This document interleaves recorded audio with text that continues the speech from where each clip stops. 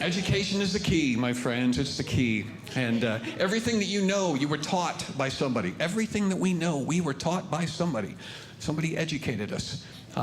Most of it was parents. You know, it's your parents' job, grandparents' job to teach you everything in some manner, you know. But in order to do that, parents, you got to recognize that your children are all going to be different.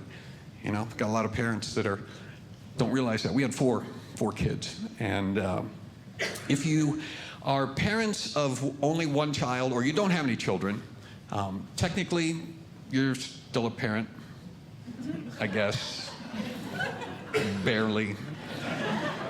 But you won't understand what I'm about to say. If you are parents of multiple children, more than one child, then I guarantee that one of those children you refer to as that child. Right? That child is the one that causes you to start watching CSI to see if there's some way to get away with homicide. We had four. In our family, that child was our second-born, Timothy. Our firstborn was an angel. That is how God tricks you into having more than one child. First one is always an angel. It was a little girl, Amanda, and she was a cesarean baby, which kind of surprised us because my wife and I are both American.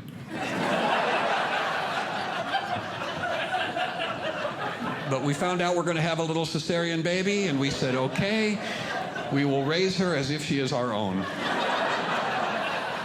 And if you know anything about cesarean babies, it's a different process, much different than natural childbirth. They cut a hole in the mother about the size of a baby, pull the baby out. So the baby doesn't go through the birth canal. So there's not all of that trauma. And so she came out perfect. Firstborn, had a little round face, little pink cheeks. She was wearing a clean diaper when they pulled her out. That child was second born, and he was natural childbirth. So when he came out, it was like, yeah! And then he skittered under a table.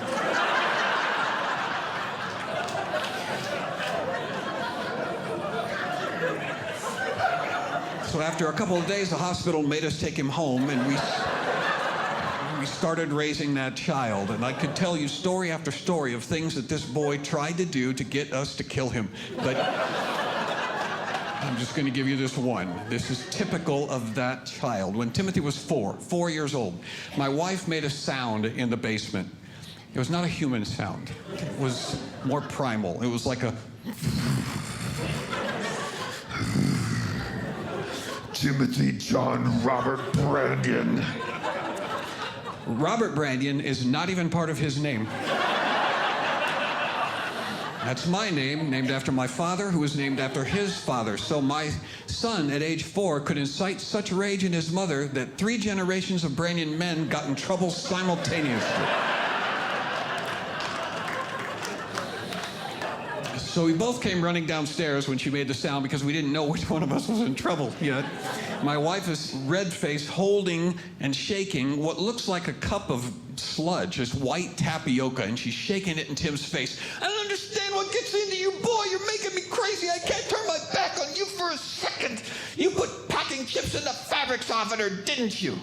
Now, my wife had a box of biodegradable packing chips in the basement, the kind that when they get wet, they just dissolve. And Timothy had evidently taken those systematically and put them into the bottle of fabric softener. So when she added the fabric softener, it was like dumping glue all over the laundry. And she broke. Because you're making me insane. I cannot think of everything to tell you not to do. Go sit on that couch and don't move until I tell you to. So he goes over and sits on the couch. He's crying and breathing. And Lori is letting everybody know that she's mad, doing that thing that moms do, just banging stuff around.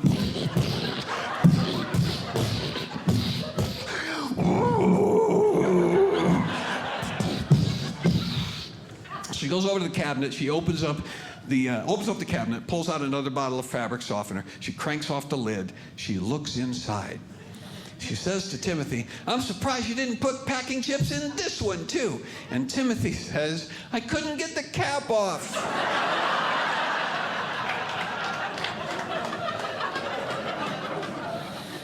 Now, do you think I laughed right there? and went upstairs.